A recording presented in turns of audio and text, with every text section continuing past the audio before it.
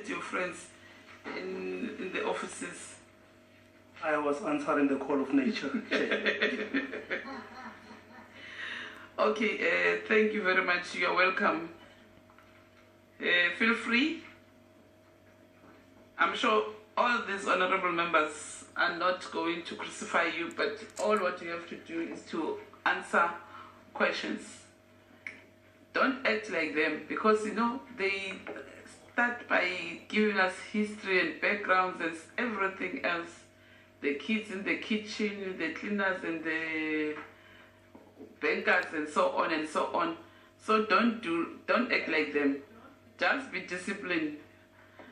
Stick to the questions so that you must mind your time. Ne? You have only 25 minutes to respond to the questions. The other 20 minutes is for us as honorable members to ask you questions. So you'll be here with us for 45 minutes. Yeah. Or less. Hey. Unless Amam Kaula and Nomsa are not here, I was gonna be saying yeah. Yeah. Firstly, I'll introduce myself. My name is Nonhlanhla Ncubendaba. I'm the chairperson of this ad hoc committee. On my left-hand side and my right-hand side, on my right, this one is very important, the timekeeper. You know, the timekeeper. And then on my left is the secretary of the committee, Neliswa. Behind you, our staff members, the back there is, that gentleman is our legal person from Parliament, and Kashifa at the back, she's our content advisor, and the lady next to that TV is our media person, and the lady after Honorable Dudley is our human resource division manager. I now then allow honorable members to introduce themselves. Ma'am Story. Yes, good evening.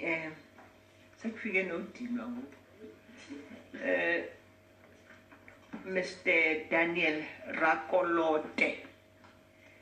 Am I correct? Rakolote. You are correct, Chair, but I prefer being called Sediko Rakolote. Oh, that. My name is Story Murutwa. I'm a member of this committee.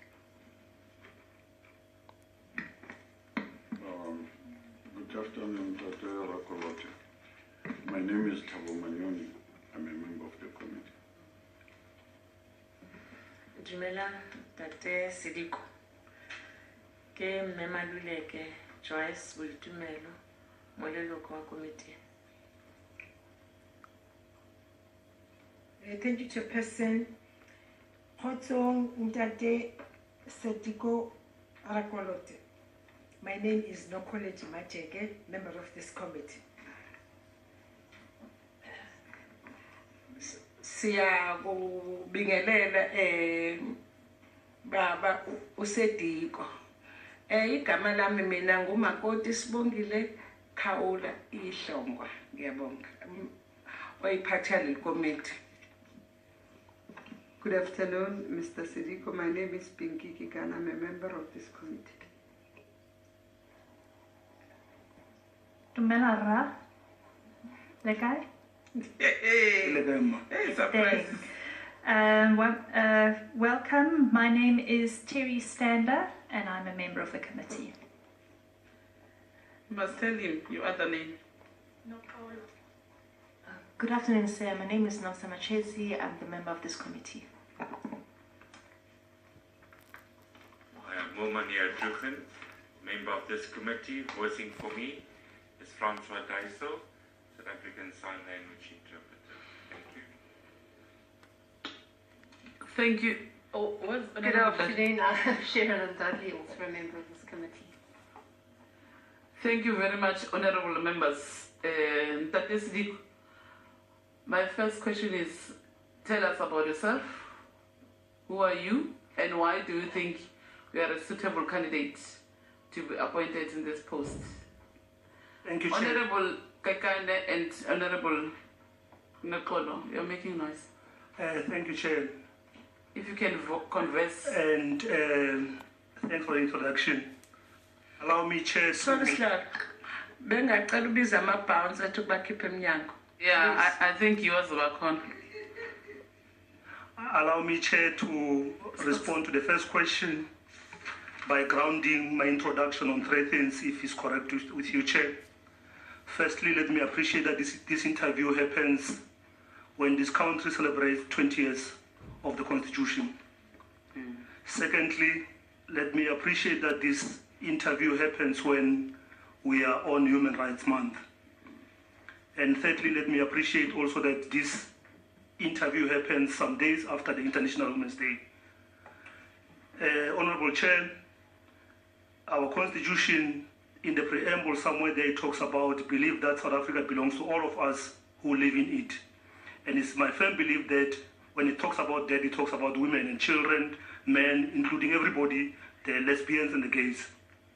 In the very same Constitution, in Section 9, if I'm not wrong, it talks about equality. And it talks about equal rights and freedoms for all of us. And in that case, it's my firm belief, Chair, that it includes everybody in the society. Chair, I accepted the nomination of this position, knowing very well that there can be some thinking that why a man should choose to be part of this commission. It is my firm belief that the fight against gender oppression is not the fight reserved only for a certain gender. It's a fight for all members of the society. There is a quote by Malcolm X, if I'm not wrong, which says, at the end of times, we'll not remember the voices of our enemies, but the silence of our friends. I don't want to be silent when we're fighting issues of gender oppression in the country. So that's why I accepted the nomination. I have over 18 years of working experience, Chair. I've worked in various sectors, the NPO sector, the corporate sector, and government. When I was working in the Sports Coaches Outreach Organization, I was one of the advocates that established a program called You Go Girls. That was a program that is using sports to address the issues of gender equality. When I worked in the Love Life organization as a national trainer, responsible for doing training in the whole part of the country, one other thing that I was responsible for was to develop the training manuals for the Love Life organization. And in those manuals, issues of gender equalities were key in addressing life skills around the country. When I worked for Gauteng Social Development as a community development practitioner, one program that I was heading, it was called the Vanapele Project, which was responsible for giving school uniform for orphans and vulnerable children. And I'm one of those who advocated that the provision of those school uniforms should be done by women who are into sewing. And I advocated for the establishment of cooperatives around those areas. And that was about to address the issues of economic empowerment for women who are into sewing. Chair, if I can continue. I think it's enough for that question. You still have to put a lot of those things in the questions from honorable members. I now then allow honorable members to ask questions. Mam Story, Mr. Manyoni, Mama Jeke, Honorable Velma, Honorable Nomsa, Honorable Nokolo. The last one is Honorable Keka. Thank you, Chairperson. Tate Sediko, can you please explain to us what you understand about the powers of and functions of the Commission on Gender Equality?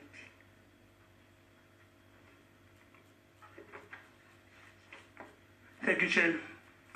The powers of the Commission for Gender Equality are well stipulated in Section 187 of the Constitution.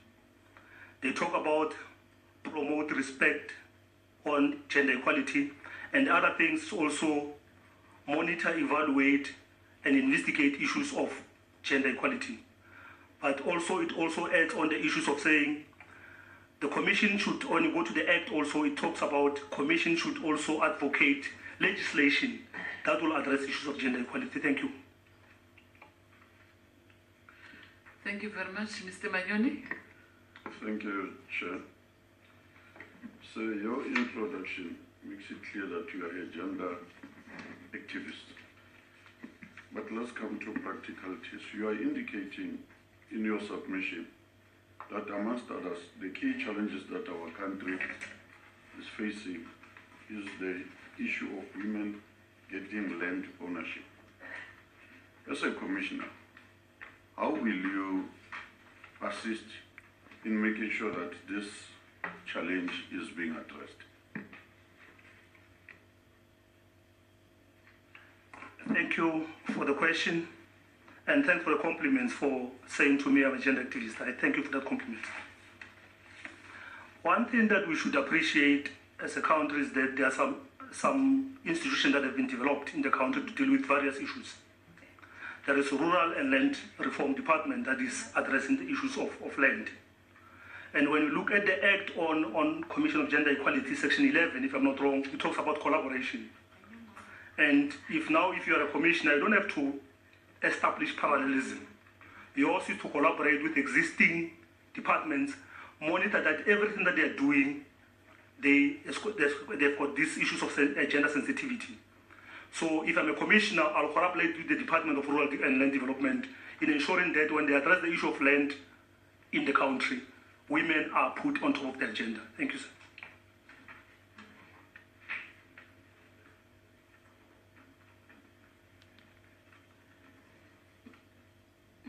Honorable Lulek, Mr. Manyon. Are you done, Mr. Manyon? Thank you, Chair. Oh, okay. Mama Cheke. Thank you, Chairperson. And Sediko, my question is as follows. We have got various reports that indicate horrific high levels of women abuse in the country, even after enacting so many laws that protects the rights of women. If you are appointed as a commissioner, what would you do to make sure the rights of women are adhered to by all, especially at workplaces and other? Thank you.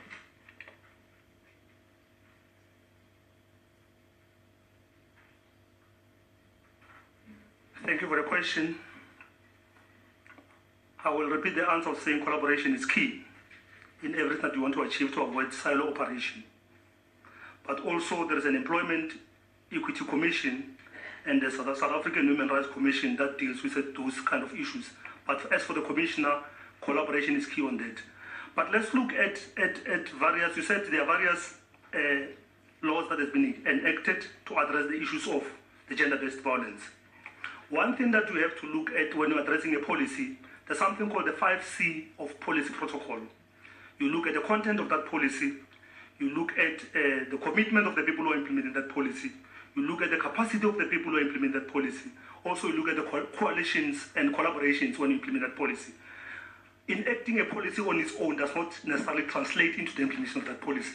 As long as you don't have people who are committed or having capacity to implement that policy, there will always be a gap between implementation and formulation of the policy. So one needs to ensure that there's always capacity and commitment of the people who implement policies. If I'm appointed in this position, I'll ensure that we capacitate people around the issues of implementing policies that addresses gender equality. Thank you so much. Thank you, Mama Cheke. Kulandela wena. Ngibonge sihlalo sami ukungibuka nje uthula kusho uvumi kwaZulu kunjalo. Insizwa mayingabe kushela nje wayibuka sovumela. Hayi ke Mr. Dikwe, uma mkhawula lokhuluma ngaye. Mina ngizobuza nje umbuzo omncane nakho njengoba ungena lana nje eminyaka ngibona umhlaba wonke ujabula. ujabulela ukuthi wangena ukhomishani weSediko ozosilwela ukuhlukumezeka kwethu abantu besifazane. Okokuqala, nangumuntu wesifazane kukhona umthetho awuphulile. Mhlawumbe uthe uyahamba bona sekuthatheka into by mistake. Ngeke sisho ukuthi uyisigebengu. Nangu mhlawumbe beka Shoprite or kulezi zitolo zokudla. Ngabe uzobavikela kanjani basibabona beshawa beveza into zabo zangaphansi khona ivideo ehlezi idlala la. Ashawa umuntu wesifazane ngenyawo ngamabhande mhlambe yazi lo video. Kanjalo nathi la eParliament njengoba ngumama Khawula nje nathi siyashawa la eParliament kodwa sibe sithi thina sifuna ukukhulunyelwa abantu besifazane. Ngabe uzosilwela kanjani thina abantu besifazane ukuthi ngoba siwe singalwini umuntu kuphela sisuke sikhuluma nomthetho esazi ukuthi wawuvela ushawe iyona le Parliament. Uzosilwela kanjani ke la ukuthi siye kukushawa? Ngihamba ngenduku njengoba ngikhuluma nje. Ngiyafuna ukwazi okugcina ke yilana ke kulezo umhlaba ngithatha ukulokungena kakhulu ukuthi umhlaba basibakhuluma iloza kwethu. Kunalabantu laba othola ukuthi kunamaplaza. Lamaplaza lawo kade nama-owner awuqala. Kodwa abantu lamaplaza akasasebenzi umuntu nhlobo. Akekho umuntu oyi-owner la amahlezi kodwa abantu bakithi still bayahlupheka abanazo indawo zokuhlala basha daily nakuthangi bekuvela ngisho la eCape Town. eKenville eDurban ngiyawuphinda lo mbuzo oba sengibona wena indoda manje. eKenville basha daily. Alukho usizo bathola. Ngiyavumelana futhi nokuthi umashezi ngempela into eningi ziyakhulunywa la asikaze sibone zenzeka ngabe into ngisho imali bothuthukisa abantu abesifazane. Wena iliphi isiqiniseko ukuthi uma sikuthatha la uzobona sizobona abantu bethuthuka? Ngiyabonga. What would you do to protect women's rights? Sometimes a woman is alleged to have broken the law. For example, women being beaten up by their male counterparts until their skirts are lifted up, etc., etc. If you are elected as a commissioner, what will you do to ensure that women's rights are protected at all the time? Thank you. Don't get tempted, Mr. Sediko, because the Parliament has its own rules and regulations. Thank you, Chair. In terms of protection, you can phrase it the other way, but why must you expose this? But you can't subject the candidate to Parliament rules. Yeah. Thank you, Chair. Shoprite. Oh, okay. What's the Shoprite? Look, shy walk over fast. Get one cool man.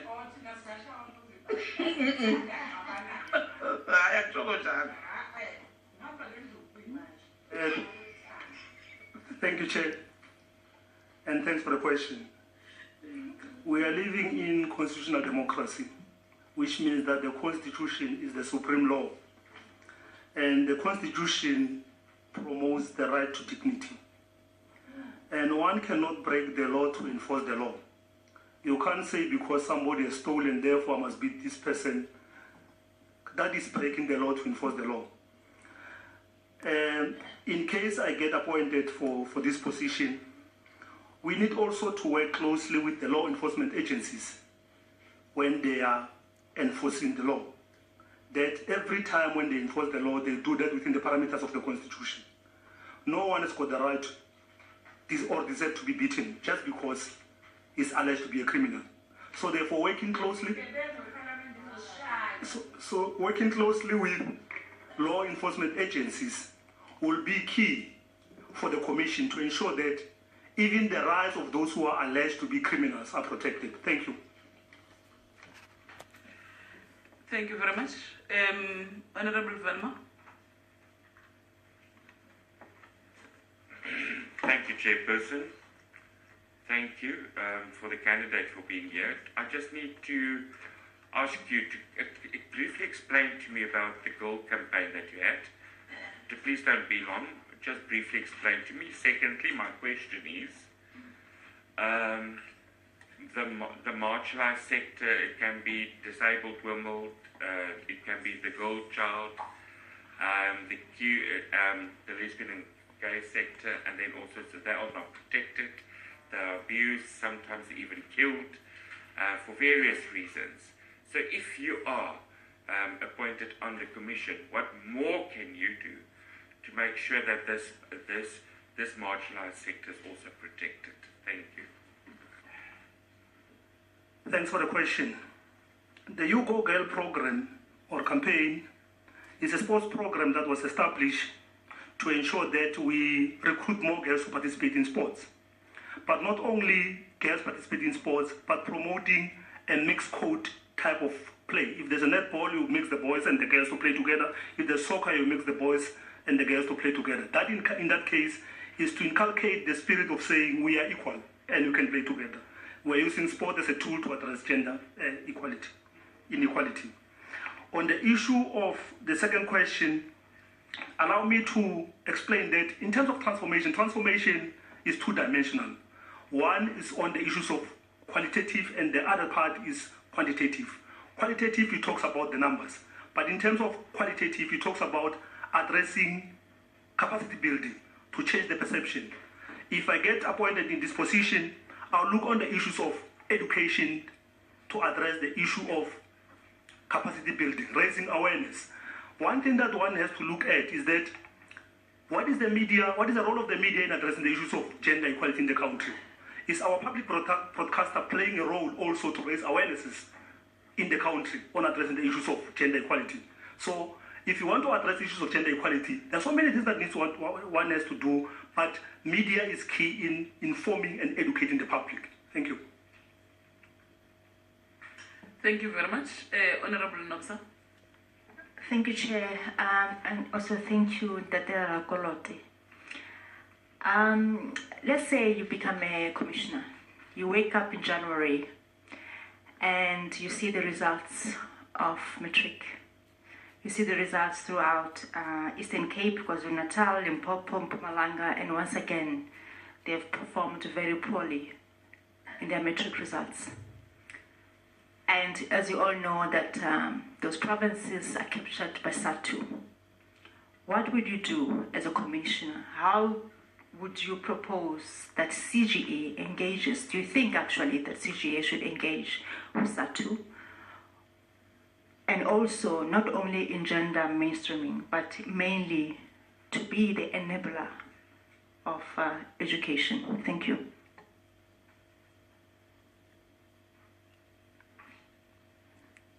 Thank you for the question. And I'm a firm believer that education is central to gender equality. If you provide people with quality education, you will be addressing gender equality. In cases where I woke up in the morning, the results are down somewhere in one province, or two or three, whatever, the custodian of education in the country is the Department of Education. That should be the point of call to engage with them. The custodian of education in the country's Department of Education, they are being mandated to run issues of education. I will prefer firstly to engage with the Department of Education because they're the ones who are answerable in terms of addressing the issues of education in the country. I will not quickly jump to go and engage the labor unions. I will firstly start with the issues, Department of Education as the custodian of education in the country. Thank you so much. Okay, thank you very much. Nakolo.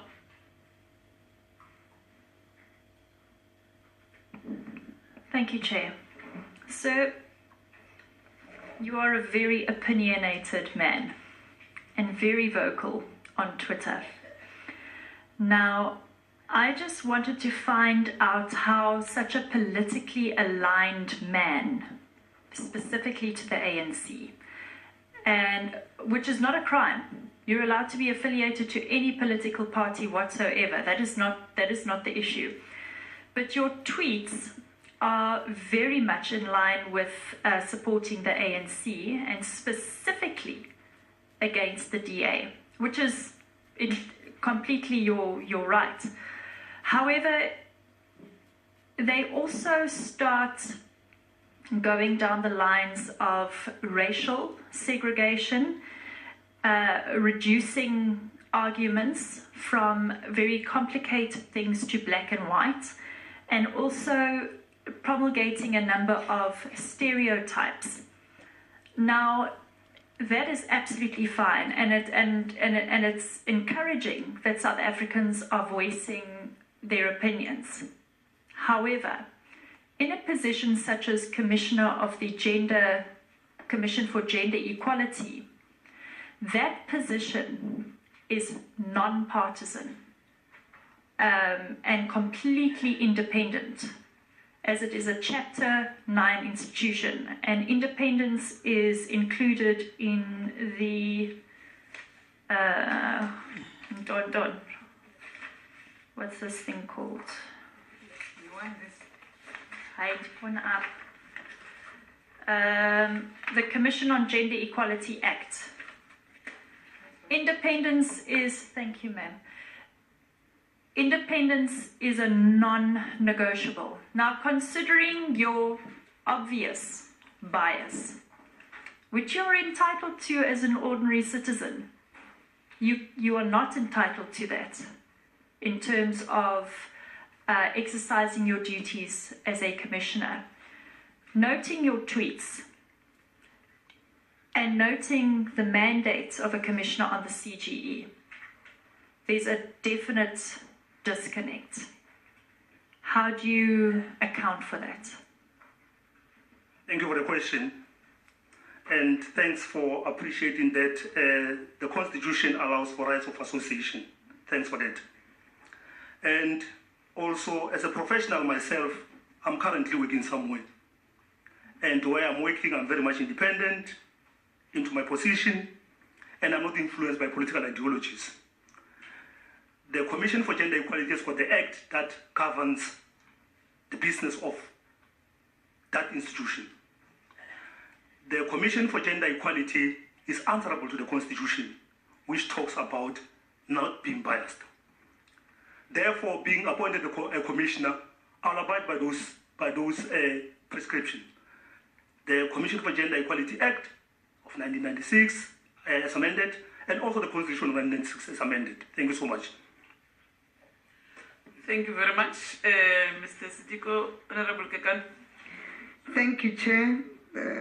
Mr. Sediko, the role of the CGE is to educate, to lobby, advise and report on issues of gender equality.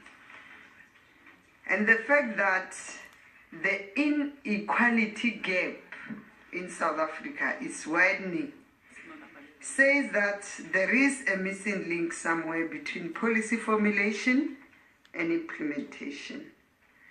By now, our government has created an enabling environment for economic empowerment from both the public sector and the private sector. If you assess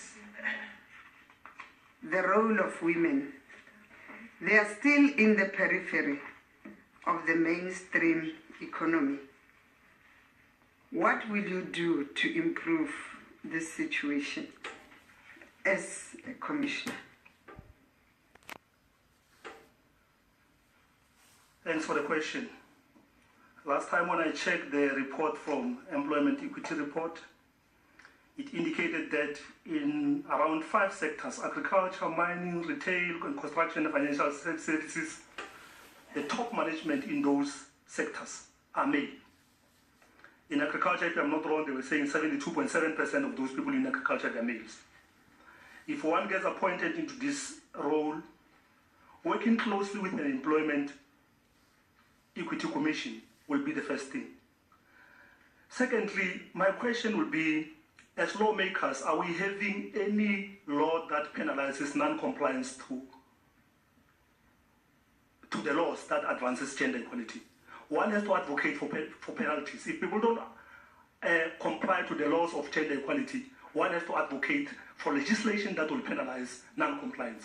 By just establishing acts and not having penalties it doesn't help, because people every year, a report comes out to say sectors are not complying. If really we want to take the country forward, there must be legislation to punish non-compliance. If legislation is being advocated to punish racism, why can't we have a legislation to punish sexism?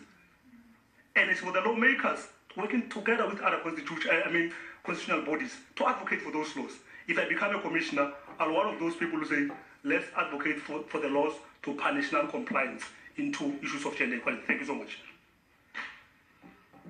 Thank you very much. Honorable Malulega. Thank you, Chairperson. Dr. Sediko.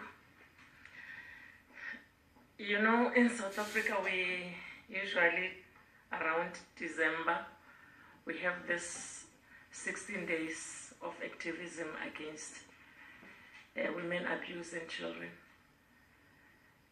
Do you see it fit to be celebrated or to be advocated during that period only?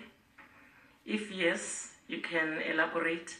And if not, what do you think can be done to ensure that maybe it is advocated throughout the year? Thank you for the question. The 16 days of activism that is being celebrated in December is good to raise awareness and remind the people that we are still facing issues of gender oppression. But it should not be only a one-day event. If you run institution by being an activity-based or events-based, you don't reach outcomes.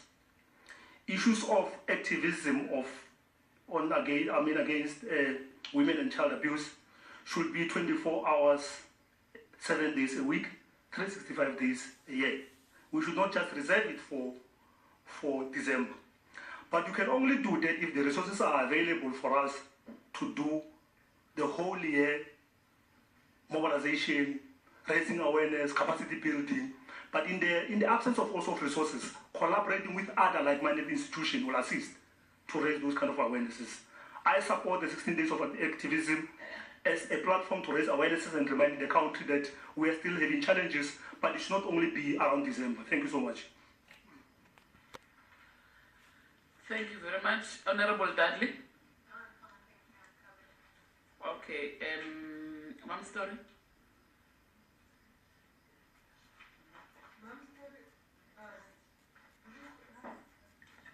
No, I am done. Oh, okay.